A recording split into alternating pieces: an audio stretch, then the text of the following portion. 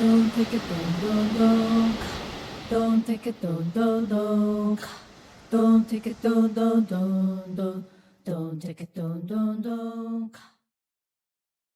David Grubin, welcome to the New School at Commonweal. Yeah, thanks, Michael. David, we just watched a screening of your new film, Free Renty. And Free Renty is an extraordinary film. It tells the story of Tamara, does she say Lanier. Lanier. Tells the story of Tamara Lanier, an African-American woman determined to force Harvard University to cede possession of daguerreotypes of her great-great-great-grandfather, an enslaved man named Renty. The daguerreotypes were commissioned in 1850 by a Harvard professor to, quote, prove the superiority of the white race. The images remain emblematic of America's failure to acknowledge the cruelty of slavery, the racist science that supported it, and the white supremacy that continues to infect our society today. The film focuses on Lanier and tracks her lawsuit against Harvard and features attorney Benjamin Crump, author Ta-Nehisi Coates, and scholars Arila Azoulay and Tina Camp. Forgive me if I didn't get the pronunciation exactly right. The film is extraordinarily powerful. And so let me just start with the fundamental question. Why did you make this film? My cousin is one of the attorneys, Mike Koskoff. And Mike called me and he said, I have a case that's going to interest you. And when he told me about the case, it's immediately compelling, the issues it's going to raise. But I didn't want to make the case until I met Tammy. And when you meet Tammy, you see a woman with a great honesty, integrity, and determination. And so I knew we could tell this story. I also looked into the eyes of Renty. That daguerreotype is so moving and so powerful. And I think it was Renty and his great-great-great-granddaughter that really brought me in. But it was Mike, who died during the making of the film, who introduced me. And what was the journey like to make the film? You decided to make it. You sought funding. You got some, but not enough to cover the cost of the film. Yeah. So clearly this was a work of the heart. Yeah. How long did it take you to make it? So it took about 3 years. We started 6 months before the lawsuit was filed and went right down to the presentation to the trial court. And during that time, my own feelings and ideas evolved, because in the beginning it was a story of a David and Goliath story, right? Here is a woman who is challenging the wealthiest, the most prestigious, the oldest university in America. And here she is going up against them. But by the time I'd finished the film, I realized it was a story at the intersection of white supremacy, sure, cultural reparations, sexual violence, institutional racism, history of these colleges, and then history of America. It got bigger and bigger and bigger. And I felt that that whole story is being told through one woman's journey. It became very personal. And you become committed to the story, and Harvard wouldn't talk to me. So the more and more I did this, I was with the story, the more and more I became committed to Tammy and the truth that she was pursuing. What has been the reception? How long have you been showing it at film festivals and so on? So we really just started. And I think it's a kind of a film that really can touch people because it has so many different areas. I didn't even mention the law. It's going to be shown at UCLA Law School, but it can be shown in museums. It's been shown already at Harvard and Brown and NYU and Yale, Dartmouth, and more. I think it's a really a jumping off place for a lot of discussions, not the least of which is people's own heritage, their own backgrounds, both African-American and white. And what has the response been so far? I think it really touches people, and again, it depends where they're coming from. If they're a lawyer, they get interested in the law and morality and this kind of case. But if it's, I think for most people, it makes them look into their own, think about their own history, their own past. You know, I mean, I'm Jewish. From the Jewish point of view, I've seen a film called The Eternal Jew. I actually interviewed the guy who made it. It was a Nazi. He intercut Jews with rats. He took images of Jews and put, beards and did horrible things to them. And I'm thinking, well, what if one of those people was my grandfather? Could have been. How would I feel? I could identify in that way with Tammy. And I think people look at it from lots of different point of views. If your ancestors were slaveholders, that's a whole other thing. And a very interesting thing happened in the making of the film. I called up the ancestor of the people who had the plantation where Renty was enslaved. Tammy had met them in her research. I spoke to a woman who said she'd like to be interviewed, and then she called back and said, my family doesn't want me to do this. I said to her, well, you are not a slaveholder, and Tammy isn't a slave.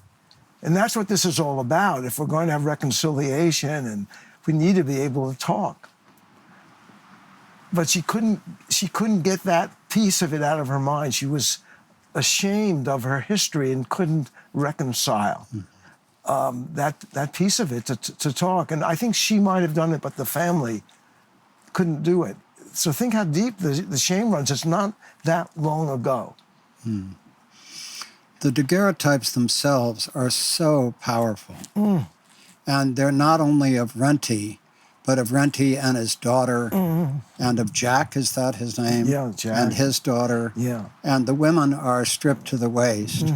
And so you see their breasts. And the expressions on all of their faces are so powerful. Yeah. So tell us about what was the case that Lanier's extraordinary attorneys were arguing against Harvard, and what was Harvard's case, and what did the judge ultimately decide? So Harvard argued that it's settled law that a photograph is owned by the photographer. So if I take your picture, I own it. I can't use it publicly without a release from you, but I own the photograph. The judge took that idea and in the end said, yes, that's the settled law. Now and dismissed the case, which means that they have to make an appeal, Tammy's side. Tammy's, of course, is arguing that she's saying, well, who owns the violence of the past, is the way she puts it. Why should the perpetrators of violence own these pictures? And that's the case in the nutshell that her lawyers made.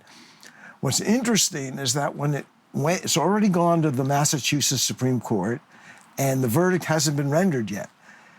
If you go to our website, all these films have websites. Yeah, right. We've got ours, Free Renty Film. If you go there, you will see the arguments being made, and you'll see the judges pumping pummeling the Harvard lawyer who was surprised. They are saying to him the logical, obvious thing.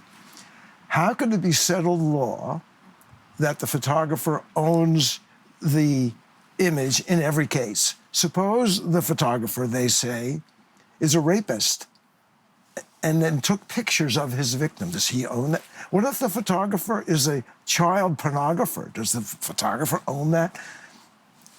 And by extension, of course, what if the person is an enslaved person who was forced to disrobe, forced to sit there and deny their own humanity for the picture? Who should own it? So it would seem to me, with those questions, that Harvard may, in fact, lose this case. We don't know yet. It's been maybe 3 or 4 months. But that's how it's come down in the world of the law. Meanwhile, at Harvard, your film shows the students organizing to force Harvard to release the daguerreotypes to Lanier. Yes, the undergraduate, the council, the student government, they all voted for Lanier. Because, the president said the law is on our side, but that's not going to go with students who are interested in ethics and morality. And in a way, he put his foot in his mouth, because that's not what Harvard should be teaching. And they all knew it. Now, there's a very interesting point that you capture in the conversations between Tamara Lanier and her attorneys, both of whom are extraordinary, in which they're trying to decide whether to frame this in the context of reparations or not. And the attorney Crump, who is, a very famous African-American attorney who's taken a lot of the great cases on, at first he makes the argument that you shouldn't go there, that reparations should not be used. By the end, he's come around to that position. So the whole thing is being framed in the context, specifically, of Black Lives Matter and reparations. It's being framed as an iconic case. Now, you didn't know that at the beginning. That's the great thing about documentaries. You don't know what's going to happen, and things are evolving. And I love what, when Ta-Nehisi Coates says, I think they should make it reparations. He says, that's what we're fighting for. You have to remember what we're fighting about. But these are lawyers, and they have to represent their client. They want to win the case. Over those 3 years, reparations became something that's it's being talked about. It's become mainstream to talk about it. And so they were able they felt like they could do this without jeopardizing Tammy's case. So it is amazing. It's the same thing with, how things turn up. Who could imagine that the descendants of Agassiz would turn up and support Lanier? That's so moving to me to see them together. It's 43 of his descendants came out in favor of Lanier. Who could have imagined that would happen? So let's go back and talk about Agassiz for a moment, because we haven't talked. Who was he? And he ordered these photographs to be taken. What was he trying to prove? What was the context there? So he's a citizen of Switzerland, and he comes over here to America, and he's already fairly well known for having discovered the Ice Age and written about fossils and fish and things which are important. And Harvard, he gave some lectures, and Harvard said, hey, we want to hire this guy. He was very charming. He was, friends with Emerson and that whole circle of people. He marries the woman who eventually she's the first president of Radcliffe. So he's a very connected guy. He also is a racist, as many, many people were.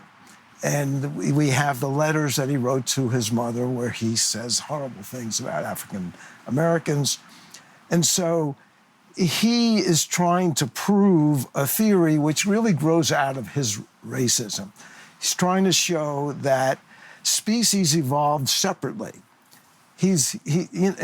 Darwin hasn't published his book yet, and so it's up for grabs how people evolved. And he's saying the species evolved separately, the black species evolved separately and is inferior. He's going to prove that in a way by taking photographs of African Americans or Africans who've just come over that are, because they get, there's so much mixing of the races. He wants a pure African. Take a picture, measure them, measure their heads, their bodies, and that's going to prove his theory. And so he takes these images, he commissions these photographs, and what's interesting is he never quite follows through with these measurements. I mean, he talks about them some, and it kind of goes away. But he sticks to this even after Darwin, and he teaches the next generation of scientists at Harvard. And the next generation gets taught again. So Harvard has these people that are supporting eugenics. And it comes right out of Agassiz's science, which is based on this racism through which he saw the world. Meanwhile, Tamara Lanier and her team traced down Agassiz's descendants. And there's this extraordinary set of scenes where Agassiz's descendants come together and say, we're with Tamara. We want Harvard to release these daguerreotypes to Tamara Lanier. And press conferences and so. How many of them were there of the descendants? It was like, well, 43 signed the letter to the president, and a bunch of them come to this to the press conference, and just to see them together. I mean, you see how important it is for white and black people to talk to each other, and here they are, from two different worlds connecting. Mm-hmm. Because Tammy isn't a slave, and they aren't the Agassiz. Mm. And yet there's so much guilt and shame that it's hard for people to talk. So here's a key question. You're a white Jewish filmmaker, and you're making a film about a black experience. And we're in a context today where the issues of cultural appropriation are very, very real. I would believe that if this had been made by a black filmmaker, PBS probably would have welcomed it. That's my guess.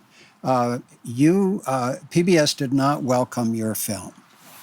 What is your experience and what was your thinking about making this film as a white Jewish filmmaker in the face of knowing the whole cultural context of telling this story? Well, first I have to say that I was probably naive as a child of the 60s and someone who was active in civil rights, and being invited in by my cousin, who was also active and who has no hesitation about working for clients who are African American.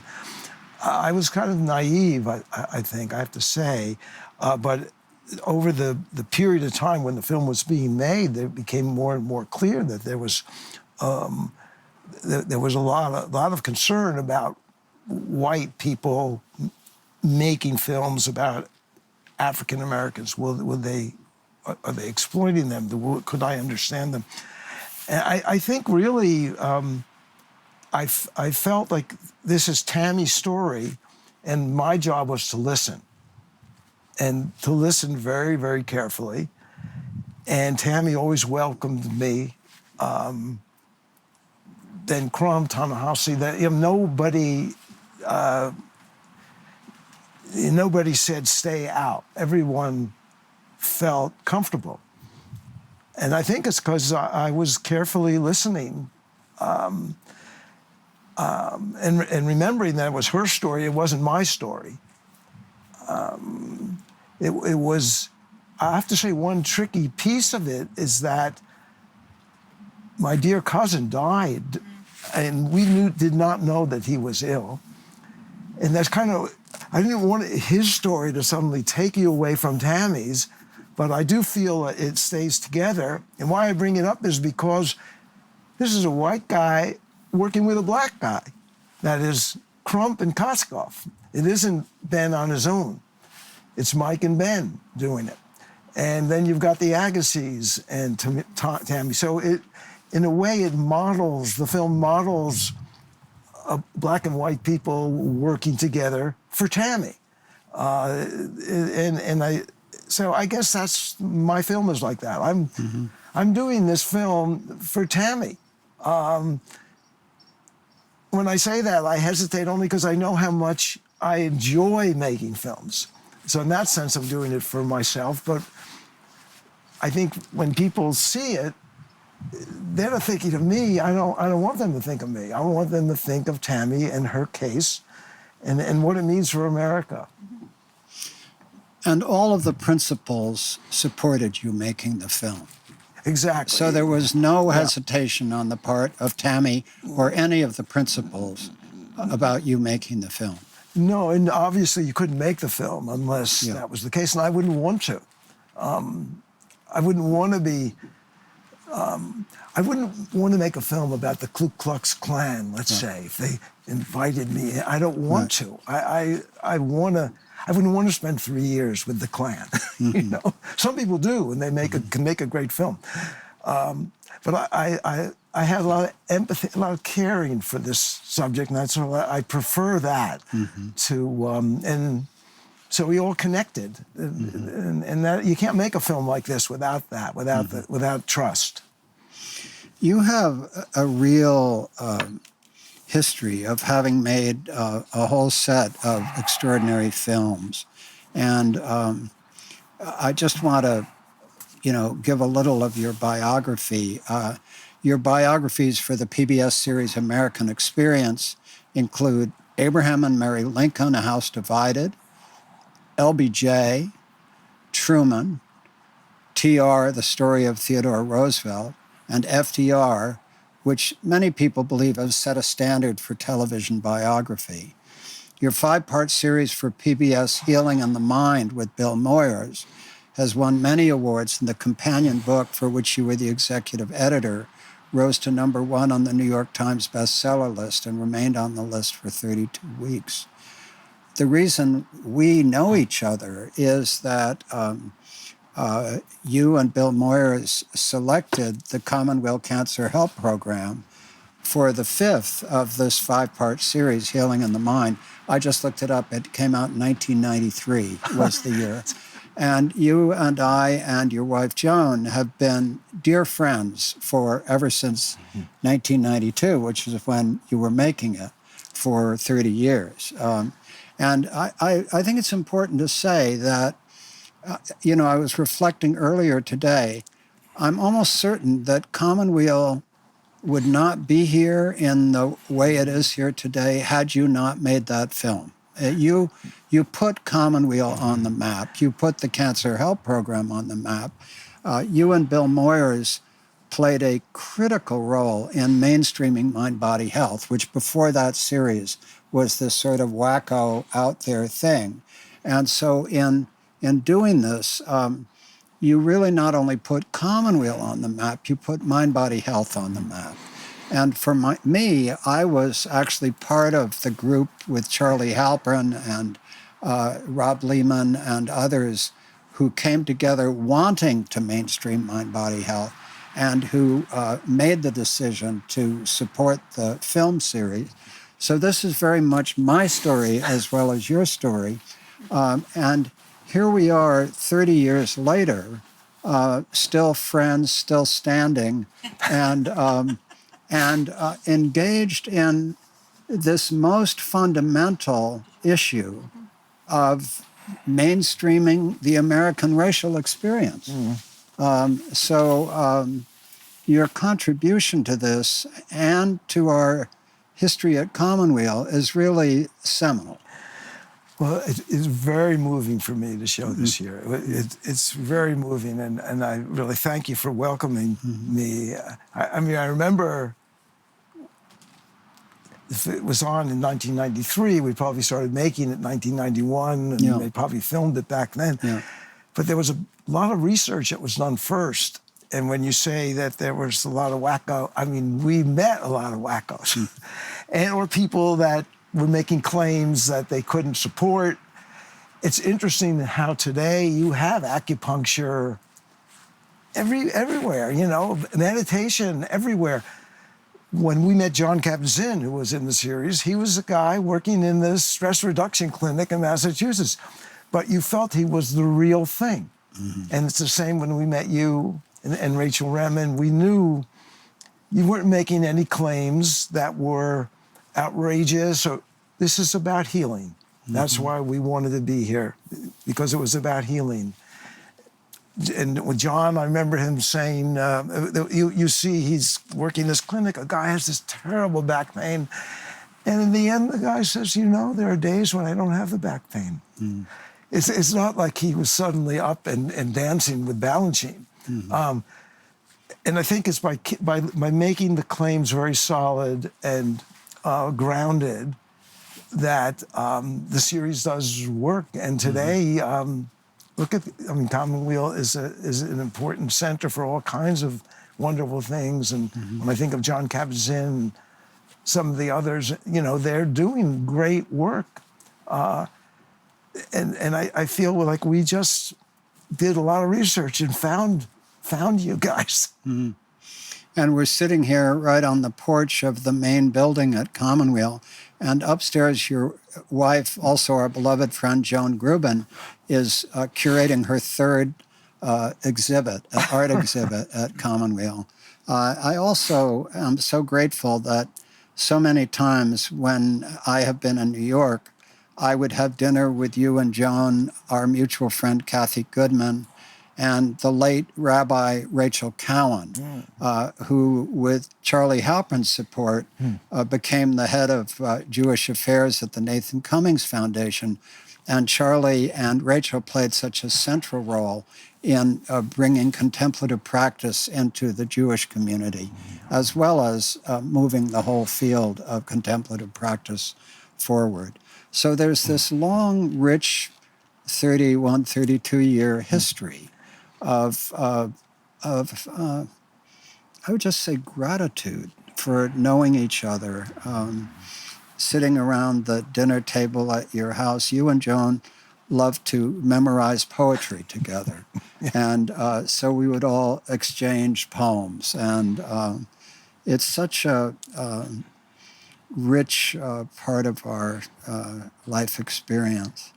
I just want to also mention that when you filmed the Cancer Help Program, we hadn't finished renovating Pacific House yet. So the Cancer Help Program took place in the living room of Kohler House, one of the small houses. And at that time, the equipment that you were using, it was film. It was actual film. It wasn't video. And each little thing lasted only, what, 10 minutes or so? 10 to 11 minutes. Yeah. And so, and you had to film everything because in the Cancer Help Program, you didn't know when something important would happen. So you were carrying this heavy camera on your shoulder, holding it absolutely steady, and you had an assistant who was feeding you a new, what are they called? A roll of film. A new roll of film every 10 minutes. Yeah. And by the end of one of the 2-hour morning sessions, the back of your T-shirt, I remember it so vividly, was just drenched with sweat from the effort of holding this camera on your shoulder rock solid for 2 hours at a time. Now you're making me feel very old. I don't think I could do that again. Plus, when you think of how much things have changed in 30 years and how issues have evolved and how the Commonwealth's evolved, again, I feel very old, but it makes me wonder, 30 years from now, we just looked at a film about Harvard and the pseudo, these daguerreotypes, and raises all these these issues of racial justice. Where is it going to go? It's such a critical question.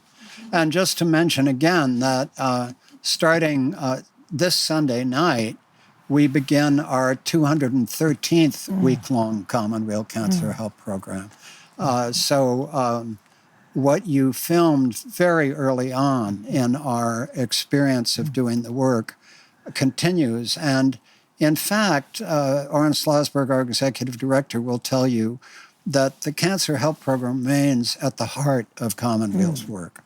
It's certainly been at the heart of my life works, of my colleague Jennifer Stoll, who's here. Such a profound issue.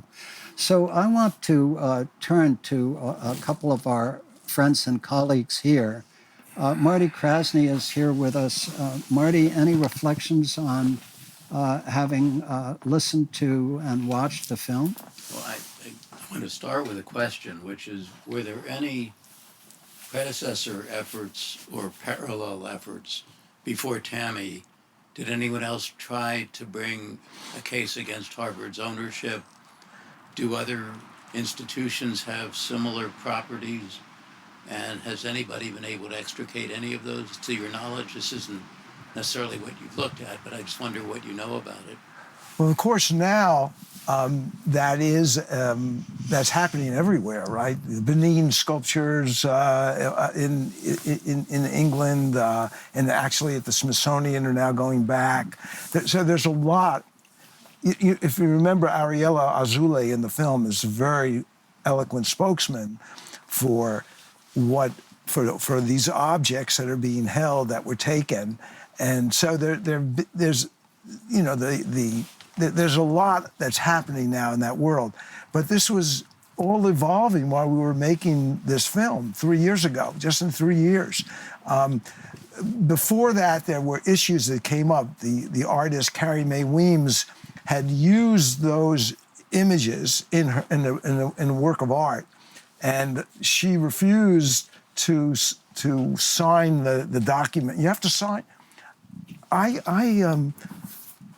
When I made a film about Abraham and Mary Lincoln, I needed images of enslaved people. I paid Harvard $1,700 for 2 of those images. They licensed them. They were making money.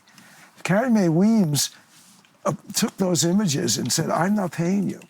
And they said they would sue her. And she said, she's a very famous artist today. And she said to them, "Come on ahead, let's see how you'll do." And then they backed down and they made some kind of arrangement. So these images are now, in objects and documents. There's a lot of discussion about them. And of course, as they point out in the film, Harvard doesn't want to give these images up, because if they give this one up, it opens the door to 30 million objects that they hold. Well, that was my follow-on question, is that clearly these are a handful of important but very specific images, but the opening of the possibility of not only what they hold in the Peabody and elsewhere, but just what the institution represents, and whether or not, how much it was built on co-optation of one sort or another. And once this trickles forward, if it does, they're vulnerable all the way around. Yes. Other thoughts or questions? I'll say something, Michael. Jennifer Stoll, Yeah. Director of the Retreat Center, Senior Staff, and the Cancer Help Program. Who would like to say, first off, I've said this to you before, David and Michael, this is such an honor to show this film here. Can't even tell you. So, for the information of my own context, Michael had asked if I wanted to speak about my own family history. And I hesitate to do so because my ancestors, great-great-great-grandfather, owned several plantations, and I discovered the secret of those historical papers in the late 80s and 90s, and have since been sitting with those papers and working with the reality of my own ancestry over many, many years. And my hesitation, Michael, to speak about that now at first is not just because of the shame and sad history that one has inherited. It isn't just that. It's because I realized that I lacked capacity as a human being yet, and as a white person, to fully be able to begin to comprehend the magnitude of the history that we all have inherited. Even those words that I speak aren't big enough for me to possibly express the heart of this. So, David's film, your film, to me, touches on so many issues that encompass this subject, the inheritance of all of us, really, as white people in this country,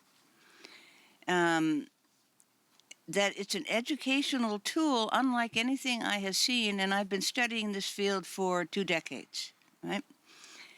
And I'll just say one more thing, and that is that the person I am studying with deeply right now is a teacher named Resma Menachem, also an author of a book called My Grandmother's Hands, and he teaches a course called Somatic Abolitionism. His theory and sense, as with others, but especially his, is that trauma travels through the body, through the DNA, the ancestral heritage, decontextualized, and lands on all of us. And in that learning, he says that the charge of race physiologically is so great that we can't even begin to see each other, a white person and an African American, or any person of color. So the point of mentioning that is to try to just express a small bit of what one of Louis Agassiz's granddaughters mentioned when she so movingly said that for years their family and her generation hadn't been able to really face her great-great-great-grandfather's legacy of poisonous eugenics and race theory. But she finally began to turn towards that truth. And so much a part of the historical depth of what we're going through as a culture now is we're all forced to and beginning to turn towards the truth of our history. Your film shows that in the most moving way, David, as well as anything I've ever seen. And it helps all of us heal as we face that truth and to begin to embrace the charge in our own bodies about race. And your film is a gift because it delivers that truth, that tragic truth, to us in a way that we can begin to receive. So for many, many reasons, I could go on and I won't, but just to thank you so much again, and to Michael for having this, and Kira Epstein for orchestrating it, and Ken for filming it. It's really a seminal moment in our history, I think. Thank you. Anything you want to say? Anybody else? So I'm going to take it away from this. That was a very dramatic and deep comment, and I'm going to bring the level up a little bit. I just was curious about the music and the sound, because to me that was something that the music that I heard really helped me to open my heart. I mean, it was very supportive of the message that you seemed to want to convey. And I'm curious about how that happened. How did you choose the music? Who are these artists, and who puts this together for you? Was it a collaboration, I'm assuming? Beautiful question. Yes. That's Kira Epstein speaking. Yes. No, thank you for asking. I'm very glad that it meant something to you, because it meant something to us. So I've worked with the composer Michael Bacon, who's Kevin Bacon's brother. They have a gig, Bacon Brothers. People have seen them. I've worked with them for years, 30 years. I'm sure he did the film, whatever music we used at Commonweal. For this film, I said, Michael, we should have an African American. He said, I know just the person. Michael teaches now at Lehman College in New York City. And he said, I've got this guy, Isaac Music. He's like 24. I can't believe his last name is Music. That's the way I know him. And he came on board. Now, Michael's got lots and lots of experience. And Isaac Music is a black guy who's very tied into these movements.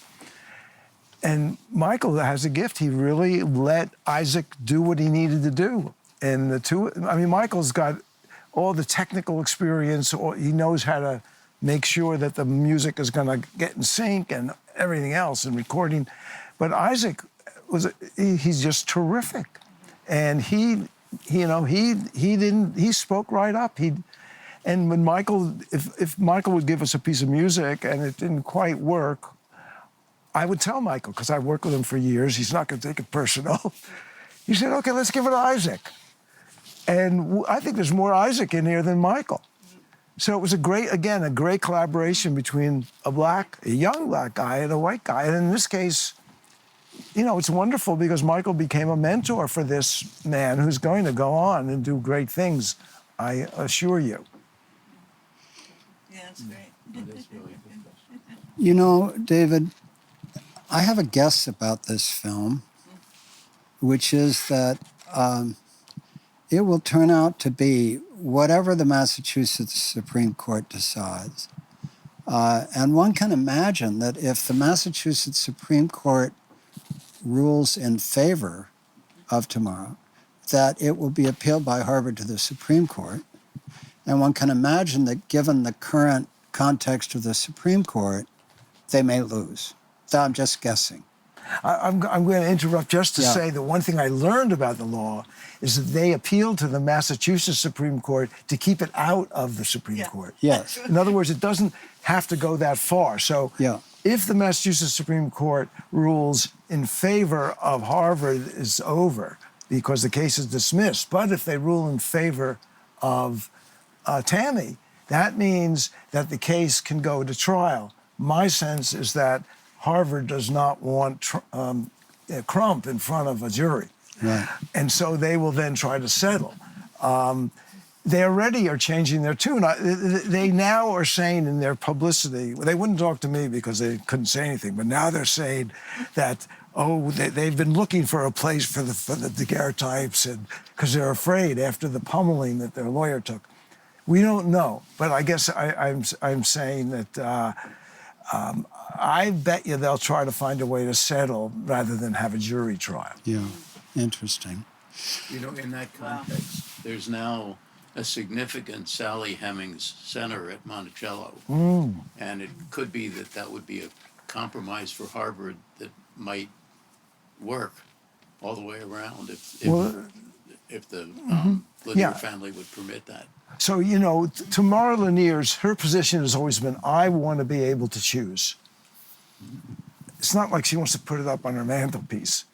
And by the way, it's not a photograph. It's a daguerreotype is like an object. It's not even a negative. Anyway, so I think one obvious place is the African American Museum at the Smithsonian, something at Monticello. There's a new museum going up in Charleston. So it's mainly she. Brian Stevenson's place also in Montgomery. So yes, exactly. So there's a lot of places, but she just feels like Harvard doesn't deserve to have them. At this point, she's upset. Mm-hmm. Go ahead, Jennifer. Can you pass the mic, Kira? Just to mention, did I say this to you at the beginning? That this afternoon, as I understand it, Biden and Harris are in the Rose Garden, or were, announcing the final federal passage of the anti-lynching law, for God's sakes, Amazing, isn't it? as a hate crime. Isn't that Took amazing? 100 Yeah, years. took to all do. that time. So on this day. Thank you. David, this has been extraordinary. Any final reflections on, essentially, you've made so many great films. I consider you a great filmmaker.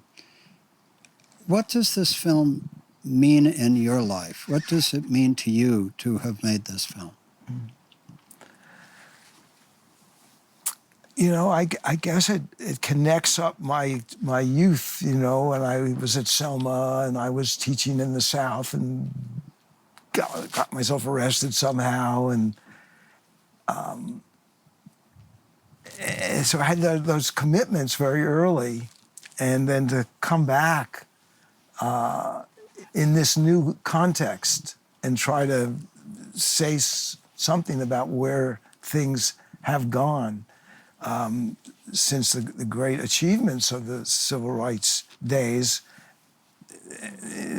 There obviously is plenty of room left for more, and that's what this is about. So I feel connecting up. David Grubin, thank you for putting Commonweal on the map with your films Healing in the Mind and the final segment, Wounded Healers, about the Commonweal Cancer Help Program in 1993. Thank you for 30 years of friendship, you and your wife Joan, who is doing her third exhibit here at Commonweal as we speak. Thank you for a life work of extraordinary films. And thank you for the immense power of Free Renty, and may it contribute to bringing justice and healing to our deeply troubled country. Thank you for being with us at the New School. Yeah, thank you, Michael.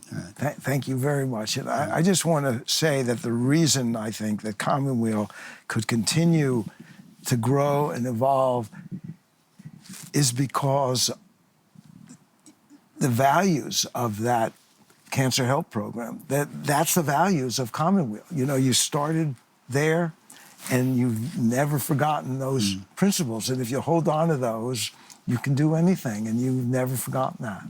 Well, I think what is central to that, and what Rachel Remen is so good at doing, and what we aspire to, Orange Schlossberg and all of us, is, and this is something Parker Palmer does, the great Quaker activist, we try to speak to people at the soul level.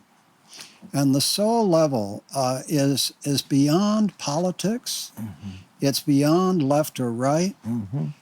It really is rooted in the deepest shared values of being human. Whether you're religious or spiritual or secular or left or right, people want their children to be okay. Those sort of immortal dimensions of being human that were given hearts, heads, and hands. Hearts for kindness and compassion, heads for whatever wisdom we can gather, and hands to be of service and to put into action what our hearts and our minds tell us. And if we can talk to people at that level, we go beyond left and right, and we go beyond the things that divide us. And I think one of the things that Free Renty does is it speaks to us at that soul level. And I think all your films do that. You come at it from a place that is beyond what divides us, and really you touch people in that way. So I think that's what we share, is that commitment to what unites us as human beings, what brings us together. And I think Free Renty is an extraordinary contribution to that body of work, which in our troubled world we need more than anything else. Thank you, Michael. Thank you for doing this. Thank you for being with us. Let's just go into silence for a minute. Thank you. Peace, peace, and I mean peace in the world. Peace. Thank you, David. Thank you. Don't take it, don't, don't take it, don't, don't take it, don't, don't take it, don't, don't.